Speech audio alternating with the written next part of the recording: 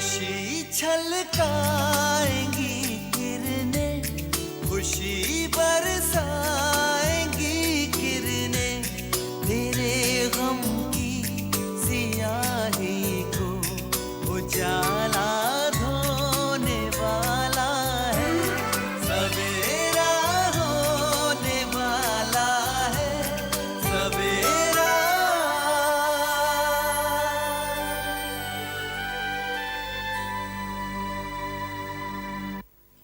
हामिद ने अपनी नाराजगी भुला दी है, अब वो मेरे साथ है। जो खुशियाँ, जो प्यार उसे उसकी बीवी ना दे सकी, वो तुम उसे दो। लेडी प्रोड्यूसर नफीसा अली ने मुझे अपनी फिल्म के लिए साइन कर लिया है और उसके बदले में 1 लाख रुपए का चेक भी दिया है। ये बात जानकर बहुत बहुत खुशी हुई कि आखिर तुम्हारे करियर की शुरुआत हो गई। राघवन ने कहा हामिद इस वक्त काम में मसरूफ हैं, इसीलिए बात नहीं कर सकते। इस घर से तो अम्मी की यादें इस कदर जुड़ी हुई हैं कि उनकी मौत का गम भुला पाना मुझे नामुमकिन सा लगता है। यहाँ से दूर रहूंगी तो शायद उनका गम मैं भुला पाऊंगी। अपनी शादीशुदा जिंदगी को बचाना अब आपके ही हाथ में है। अगर आप इसी तरह खामोश रहें तो शायद बहुत जल्द आपके हाथ में कुछ भी ना रहे मेम साहब।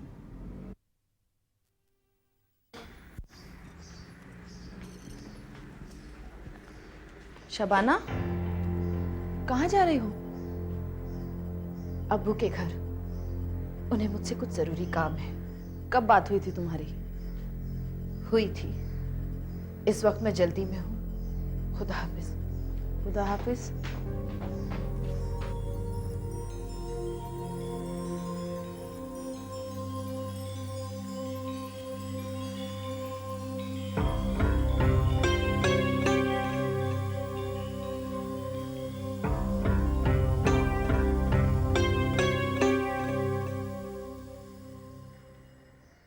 हाँ मेहता साहब, कहिए क्या रिपोर्ट है फिल्म की? बिल्कुल एक रत्ती भर भी उसमें इंप्रूवमेंट नहीं हुई है। चारों शो में हॉल खाली जा रहा है। शनिचर इतवार भी नहीं?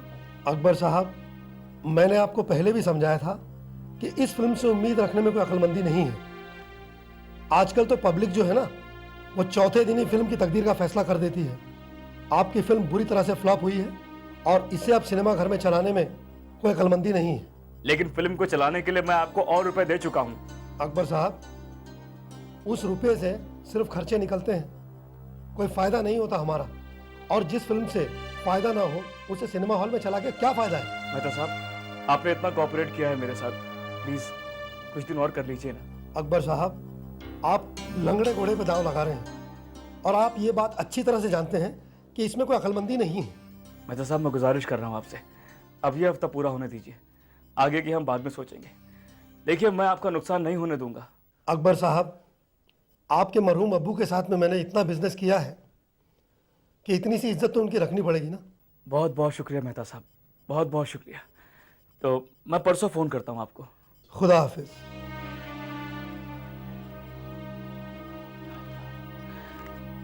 फिल्म पिकअप लेने को तैयार नहीं है।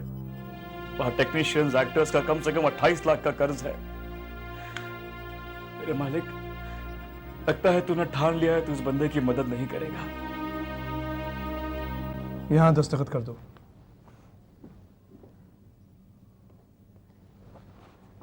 यहाँ पर भी, और अगले 2 पेपर्स पर भी कर दो, इसी जगह पर।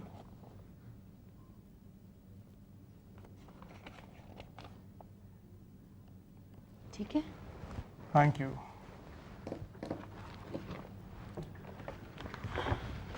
अगले हफ्ते ये कागजात मैं अदालत में दाखिल करवा दूंगा और फिर ये कोशिश करूंगा कि मुकदमे की सुनवाई की तारीख जल्द से जल्द मिल जाए।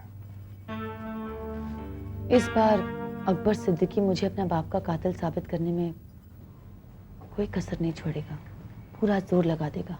वो चाहे जितना भी जोर क्यों ना लगा ले, मगर कत्ल जैसा संगीन जुर्म किसी पर कानूनन साबित करना इतना आसान नहीं है। और तुम्हें कानूनन कैसे बेगुनाह साबित करना है ये मैं बहुत अच्छी तरह से जानता हूं, इसलिए तुम बिल्कुल बेफिक्र रहो। आपकी पनाह में तो आकर गैर भी बेफिक्र हो जाते हैं।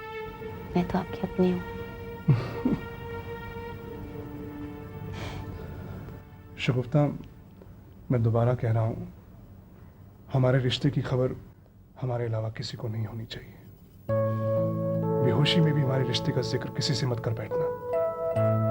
आप बेफिक्र रहिए। खास तौर से शबाना को रत्ती भर भी अंदाजा या शक नहीं होना चाहिए।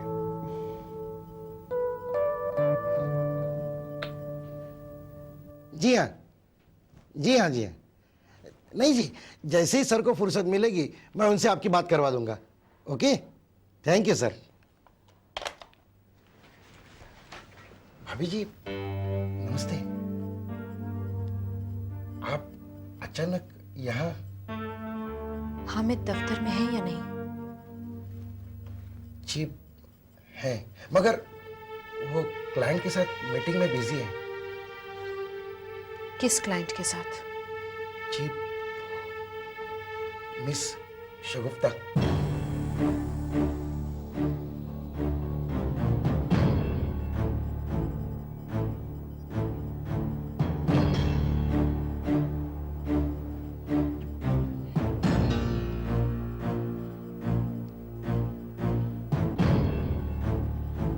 चले, थोड़ी देर और रुका।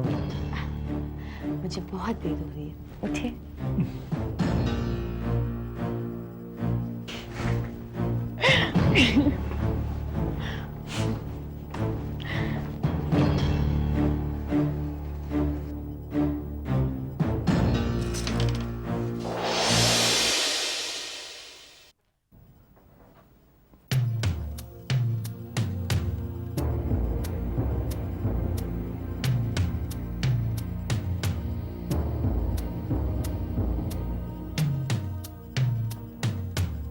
शबाना, शगुफ्ता, ये मेरी बीवी शबाना। और शगुफ्ता ये मेरी क्लाइंट है जिसका मैं अक्सर जिक्र करता था।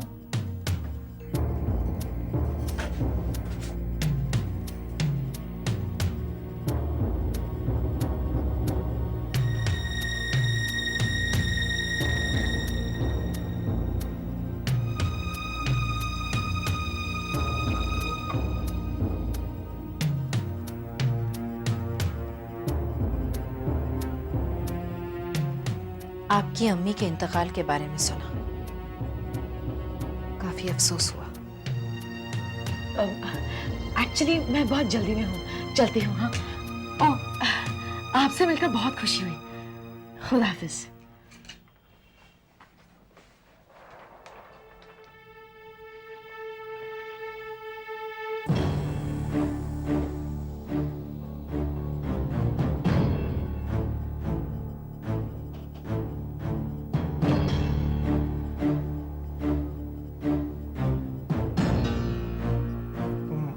अचानक यहाँ किसी खास काम से आई हो क्या?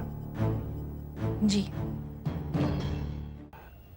आप भी मेरे अब्बू की तरह एक बिजनेसमैन हैं, इसलिए मैं अच्छी तरह से जानती हूँ कि बिजनेस के अप्स और डाउन्स क्या होते हैं। मगर वक्त हमेशा एक सा नहीं रहता। आप हौसला रखिए, अगर अल्लाह ने चाहा तो हालात बदलते देर नहीं लगेगी। मैं कमज़ोर नहीं हूँ तस्रीन, मैं कमज़ोर नहीं हूँ। जिंदगी से, हालात से, मुश्किलों से लड़ने की ताकत है मुझ में। लेकिन इस वक्त हालात इतने बिगड़ चुके हैं कि दूर दूर तक रोशनी की कोई सूरत नजर नहीं आती है। मेरी तमाम उम्मीदों पर पानी फिर चुका है। सर से पांव तक मैं कर्जे में डूब चुका हूं। या अल्लाह, मैं ये जानती हूँ अगर सर पर कर्ज हो तो कोई भी शरीफ इंसान सुकून से नहीं जी सकता। मेरी नीयत साफ है, मैं किसी को धोखा नहीं देना चाहता, लेकिन जिन्हें पैसे लौटाने हैं ना, उन्हें यह बात समझाना बहुत मुश्किल होता है। आर्टिस्ट और टेक्नीशियन में कम से कम 28 लाख बाकी है। सबने फोन कर करके मेरी नींदें हराम कर दी है। अकबर, आपकी इतनी मुश्किलें हैं, लेकिन मुझे इस बात की तसल्ली है कि आपकी हर मुश्किल का सॉल्यूशन है सिर्फ रुपया है, और आपके लिए जितना चाहे उतना रुपयों का इंतजाम करना मेरे बाएं हाथ का खेल है। इसलिए आप बेफिक्र हो जाइए, मैं आपके लिए रुपयों का इंतजाम कर दूंगी। आप अपना सारा कर्जा चुका दीजिए और चैन की सांस लीजिए। नहीं तस्वीर, मैं तुमसे इस तरह की मदद कब तक लेता रहूंगा? चंद रोज की मुलाकात और जान पहचान के बिना पर तुम मेरे लिए बहुत कुछ कर चुकी हो। अकबर, इंसान को जानने के लिए चंद रोजों की मुलाकातें ही काफी होती है। बस बार की नजर की जरूरत होती है, वरना तो उम्र भी काफी नहीं होती। खैर, मैं आज ही अपने अब्बू से बात करती हूँ। नहीं नहीं तस्वीर, नहीं, तुम ऐसा कुछ नहीं करोगी। मैं पहले ही उनसे 10 लाख रुपए ले चुका हूं और अब दोबारा तुम उनसे? प्लीज तस्वीर, वो क्या सोचेंगे मेरे बारे में? मैं उनकी नजरों में गिर जाऊंगा। अकबर प्लीज, आप ऐसा सोचना बंद कर दीजिए। आप ये काम मुझ पर छोड़ दीजिए। देखिए, ना ही आपने पहले मुझसे मदद मांगी थी और ना ही आज मांग रहे हो। ये सब मैं अपनी मर्जी से, अपनी खुशी के लिए आपकी मदद कर रही हूँ। और प्लीज आप ये सोचना बंद कर दीजिए कि अब्बू आपके बारे में क्या सोचेंगे। वो ऐसा कुछ भी नहीं सोचेंगे जैसा आप सोच रहे हैं। लेकिन तस्वीर, मेरी खातिर अकबर, मैं नहीं चाहती हूँ कि आप 24 घंटे इस मुश्किलात से घिरे रहे, लेकिन मैं तो चाहती हूँ कि आपके दिमाग को कुछ और सोचने का भी मौका मिले, वरना हम एक दूसरे को कैसे समझ पाएंगे? तुम कुछ बोलती क्यों नहीं?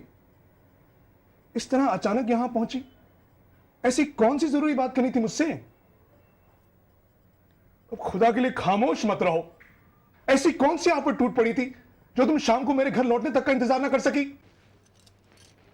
मेरा इस तरह यहाँ आ जाना आपको बुरा क्यों लग रहा है? नाराज क्यों हो रहे हैं आप? शबाना, बात को गलत मोड़ मत दो। साफ साफ बताओ कि मैं शगुफ्ता के बारे में जानना चाहती हूँ। शगुफ्ता के बारे? क्या जानना चाहती हो उसके बारे में? हाँ, क्या जानना चाहती हो? कौन है, क्या करती है, उससे आपकी जान पहचान क्लाइंट है वो, मेरी क्लाइंट, मेरी मौक्कल। जैसे 150 और हैं जिनके मुकदमे में अदालत में लड़ता हूं, मगर आज तक तो तुमने किसी क्लाइंट के बारे में जानने में इतनी दिलचस्पी नहीं दिखाई। इसमें ऐसी क्या खास बात है?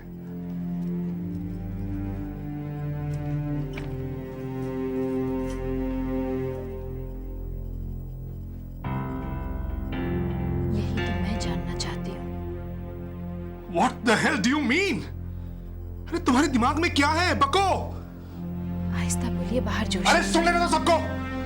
दरअसल ये तुम्हारा नहीं, तुम्हारी सोच, तुम्हारे छोटे दिमाग का कसूर है। कुछ कहने की जरूरत नहीं है, मैं सब कुछ समझ गया हूं। तुम मुझ पर शक कर रही हो ना? तुम्हें मेरी वफादारी पर शक हो रहा है ना?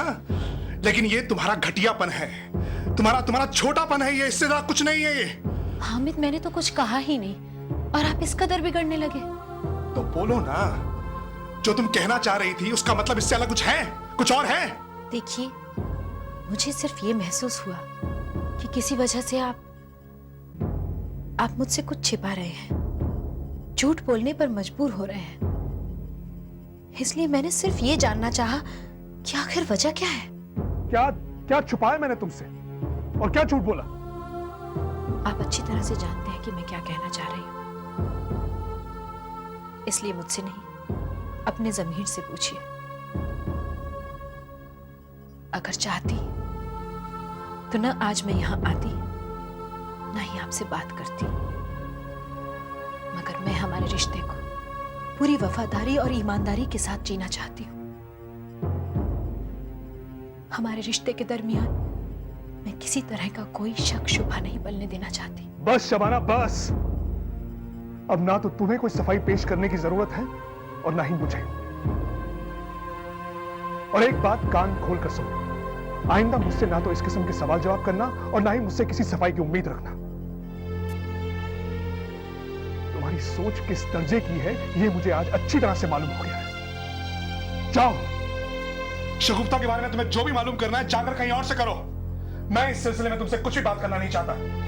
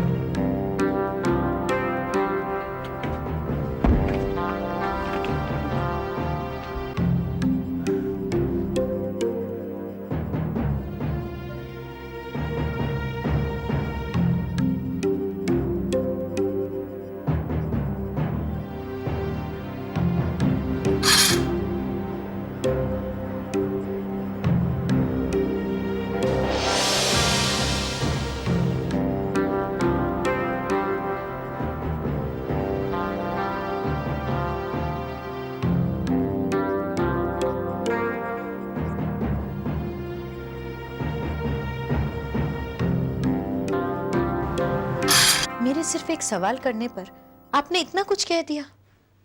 आप जानते हैं बिला वजह तो मैं आप पर ख्वाब में भी शक नहीं कर सकती। मैंने कहा ना शबाना, मैं अब कुछ कहना सुनना नहीं चाहता हूं। मगर मैं कहना चाहती हूँ, हमारे निकाह को इतने बरस हो गए, आज तक हमारे दरमियान कभी ऐसी कोई बात नहीं हुई। तो आज ऐसा क्या हुआ? सुबह नाश्ते के दौरान जब फोन आया तो आप ये कहकर घर से निकले कि आपकी राघवन के साथ मीटिंग है। मगर जब मैंने राघवन को फोन किया तो उसने मुझे बताया कि उसकी आपसे कोई मीटिंग नहीं। क्या तुमने राघवन को फोन किया? किस लिए? राघवन को फोन करने की क्या जरूरत आ पड़ी? अम्मी ने कहा था मुझसे राघवन को फोन करने के लिए। अम्मी ने कहा था? जी, उन्हें आपसे कुछ जरूरी बात करनी थी। आपका मोबाइल ऑफ था और ऑफिस का फोन एंगेज जा रहा था। देखो, ये बेसिर पैर के किस्से मत करो। अब खामखाम अम्मी को बीच में मत घसीटो। आपको मुझ पर यकीन नहीं है तो आप खुद अम्मी से पूछ लीजिए।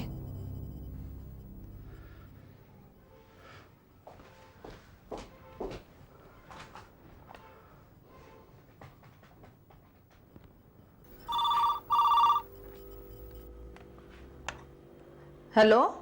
हाँ अम्मी। हाँ बेटा बोल। क्या आपने शबाना से कहा था मेरे क्लाइंट राघवन को फोन लगाने के लिए? राघवन? मैं किसी राघवन को नहीं जानती, और मैं क्यों कहूंगी शबाना से किसी अनजान शख्स को फोन लगाने के लिए? ठीक है, मैं बस। क्या हुआ बेटा? मैं आपसे बाद में बात करता हूँ। खुदा हाफिज। खुदा हाफिज।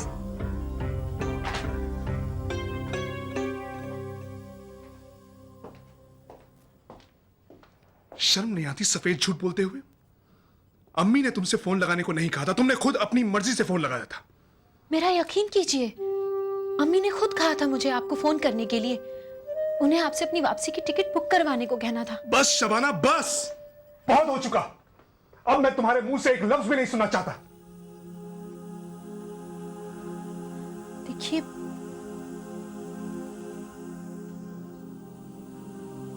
चले जाओ यहां से।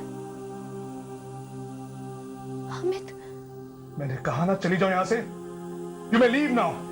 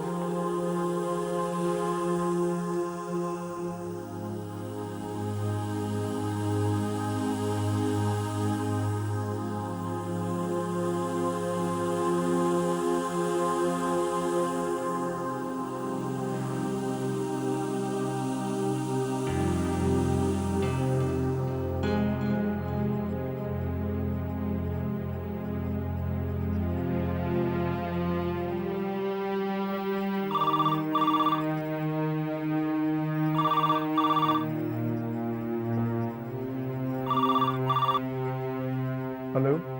आपकी बीवी गई?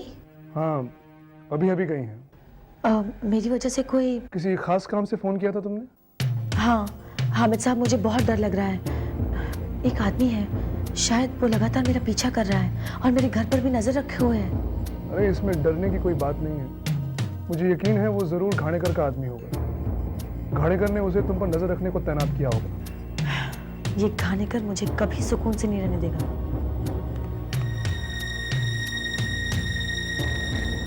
अच्छा, मैं आपसे बाद में बात करती हूँ। Okay, bye.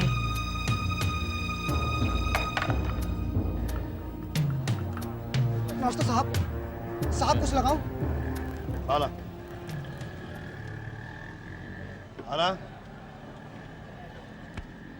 सुन, साहब, सामने जो मम्मी रहती थी उसे जानते थे तुम? हाँ साहब, कभी कभी सामान लेने आती थी, पर कोई खास जान पहचान नहीं थी साहब। तुम्हारी दुकान उसके घर के ठीक सामने है। घर पे आने जाने वाले लोगों पर तुम्हारी नज़र तो पड़ती होगी। किस किस्म के लोग उससे मिलते थे, बता सकते हो? माफ़ करना साहब, धंधे से फुर्सत मिले तो आजू आजू देखूं। वैसे साहब, वो पीछे वाला है ना, वो आपको कुछ बता सकता है। उसका रिश्तेदार था वो? नहीं साहब, अम्मी दिन में 2-3 बार उसके यहाँ फोन करने आती थी, शायद वो आपको कुछ बता सके। ठीक है चलो ना ओके साहब। शर्मा जी, इस पान वाले ने हमें बड़े काम की जानकारी दी। वो कैसे साहब? वो ऐसे कि अम्मी के घर पे फोन था, फिर भी वो दिन में 2-3 मरतबा पीसीओ से फोन करती थी। बड़ी हैरानी और सोचने वाली बात है।